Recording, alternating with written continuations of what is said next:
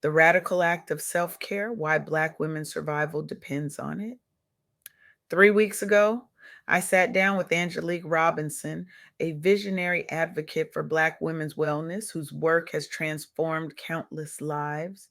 Her groundbreaking approach to making self care accessible, culturally relevant, and life sustaining has created ripples of healing across communities that have historically been denied the very concept of rest.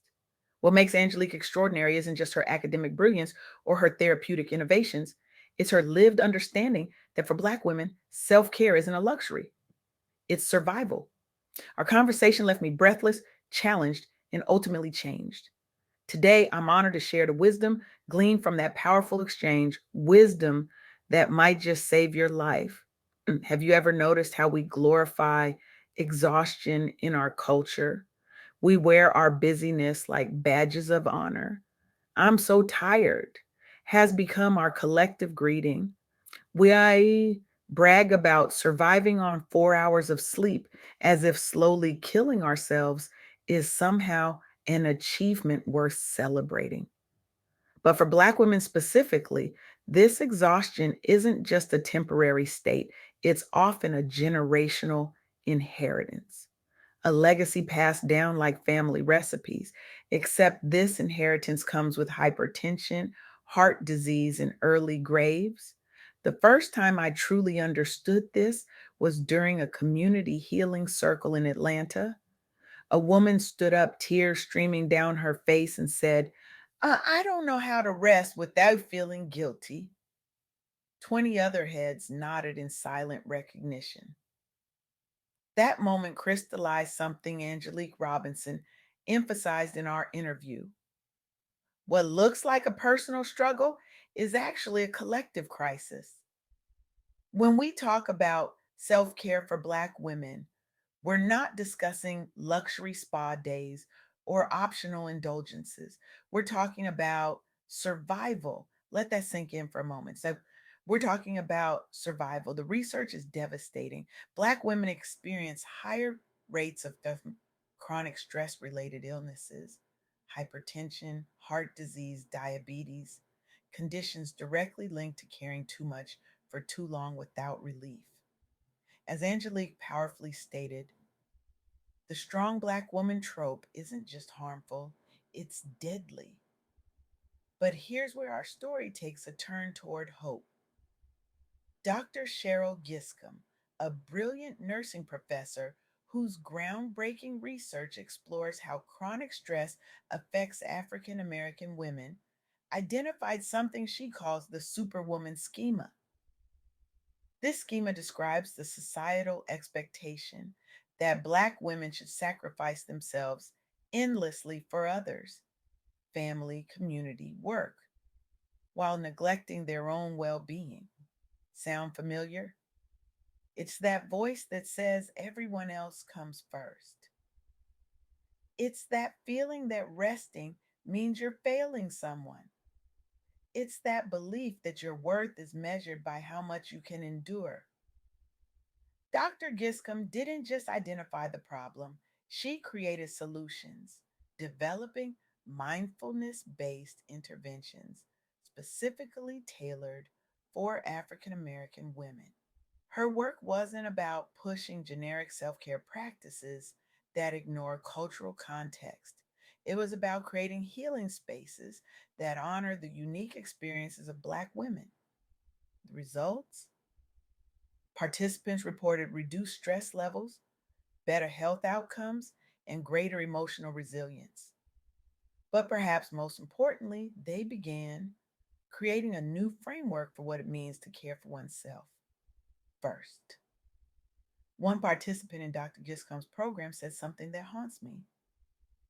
I realized I had never seen my mother rest. Not once in my entire childhood. She was always doing for someone else. This woman was breaking a generational pattern simply by learning to sit still and breathe intentionally for 10 minutes a day. That's revolution in its quietest form. Did you know that Rosa Parks, yes, that Rosa Parks practiced yoga? It's a little known fact that this civil rights icon maintained a private yoga practice as part of her commitment to inner peace amid activism. Living under constant threat during the civil rights era placed immense psychological strain on Parks as a Black woman leader. Yet she turned inward through exercise, meditation, and prayer, approaches now recognized as core components of holistic wellness for marginalized communities. These practices helped sustain Park's strength over decades. She became an emblem, not just of resistance, but also of sustainable well being. By centering herself first amid chaos, essentially putting her own oxygen mask on before helping others, she modeled radical rest before it was widely discussed in activist circles. Today's movement leaders cite her example when advocating that self care is a public health imperative for Black women everywhere. As Angelique Robinson emphasized in our interview, when we look at our ancestors who sustained movements for justice, we often miss how they sustained themselves. This isn't just historical trivia, it's a blueprint for survival. But how do we actually implement this wisdom in our everyday lives? How do we break free from patterns so deeply ingrained that they feel like our very identity?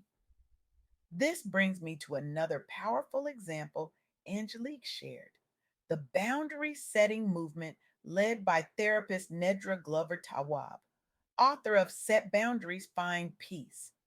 This book has become foundational reading among Black professionals seeking healthier lives. Many readers struggle with burnout from overcommitment to family obligations or workplace demands without clear boundaries protecting their energy. Tawab teaches practical strategies such as saying no without guilt, communicating needs assertively, and identifying unhealthy patterns inherited from previous generations. One of the most powerful quotes from Tawab's work is: boundaries are the distance at which I can love you and me simultaneously. Read that again. Boundaries aren't walls, they're the sacred space where love for self and others can coexist. Readers report improved relationships, reduced anxiety and stress levels, and most importantly, a renewed sense of agency over their own lives. The book has sparked broader conversations about normalizing therapy and self help among younger generations while honoring ancestral wisdom traditions too often overlooked by mainstream wellness culture.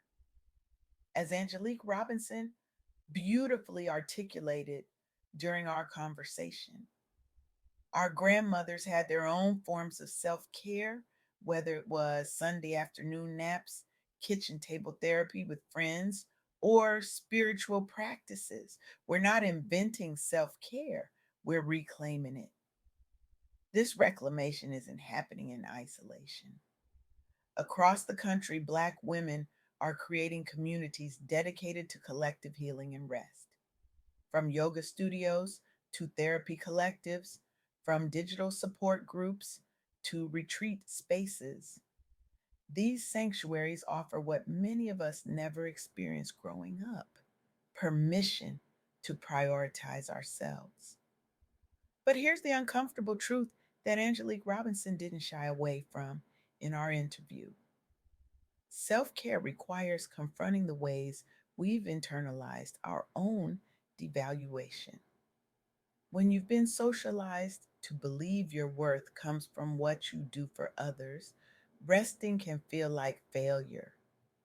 When you've watched the women before you sacrifice endlessly, setting boundaries can feel like betrayal.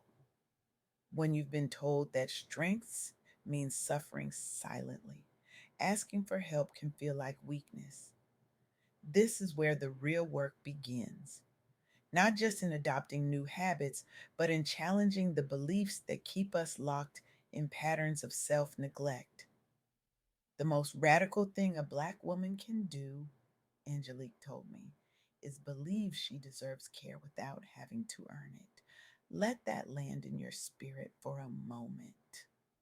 You deserve care without having to earn it. You deserve rest without having to justify it. You deserve peace without having to apologize for it. This isn't just feel good rhetoric, it's a fundamental truth that can literally save your life. Because when we begin treating ourselves with the same care and consideration we so readily offer others, everything shifts. Our health improves, our relationships deepen, our work becomes more impactful, our joy expands. But perhaps most importantly, we model for the next generation a new way of being, one that doesn't equate love with self sacrifice or strength with suffering. As we begin wrapping up, I want to share one final insight from my conversation with Angelique Robinson that particularly moved me. She said, "Healing isn't linear and it isn't meant to be done alone. The very systems that taught us to isolate in our pain also fear what happens when we heal together. This is why community is so essential to sustainable self care. We need spaces where our experiences are understood, where our boundaries are respected, where our rest is celebrated. We need witnesses to our healing journey who can remind us of our worth when we forget. So I challenge you today, reject the notion that your value lies in your productivity. Refuse the lie that says caring for yourself is selfish. Resist the pressure to be everything to everyone at the cost of your own well being. Instead, I invite you to join this quiet revolution. Start small, 5 minutes of intentional breathing, a boundary firmly held, a need clearly expressed. Find your people, those who celebrate your rest as much as your achievement. Share your journey because your permission to prioritize yourself might be the exact medicine another woman needs. As the African American poet Audre Lorde famously wrote, caring for myself is not self indulgence, it is self preservation. And that is an act of political warfare. In a world that has historically devalued Black women's lives and labor, choosing to preserve yourself isn't just personal, it's revolutionary. Stand with me now and place a hand over your heart. Feel the life pulsing within you, the life that deserves tending, the life that matters beyond what it produces or provides. Repeat after me. I honor the lineage of strength that flows through me. I also choose a new way forward, one that includes my own name on the list of people I care for. My rest matters. My joy matters. My peace matters. I matter. This isn't the end of a conversation, it's the beginning of a transformation. The question isn't whether you can afford to prioritize your well being. The question is, what might become possible when you do? Thank you.